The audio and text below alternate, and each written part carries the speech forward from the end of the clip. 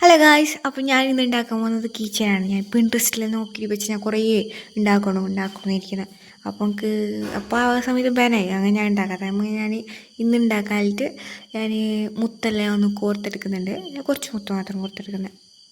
അത് കഴിഞ്ഞിട്ട് ഞാൻ ബ്ലാക്ക് റിബൺ എടുത്തിട്ട് ഞാൻ ഒരു വിരലിലേക്ക് 2 പ്രാവശ്യം ചുറ്റിട്ട് ഇതുപോലെ ഞാൻ 2 വിരലിലേക്ക് ഞാൻ 2 പ്രാവശ്യം ചുറ്റിയെടുക്കുന്നുണ്ട്. എന്നിട്ട് ഇതുപോലെ ഞാനൊന്ന് കെട്ടി കൊടുക്കുന്നുണ്ട്. കാണുമ്പോഴല്ലേ മനസ്സിലാവും ചെറുനാട്ടിൽ കൂടുതൽ നല്ലത്. അത് കഴിഞ്ഞിട്ട് ഞാനൊരു ഗോൾഡ് കുഞ്ഞു റിങ് എടുക്കുന്നുണ്ട്. ഇതുപോലത്തെ ഞാൻ 2 എടുക്കുന്നുണ്ട്.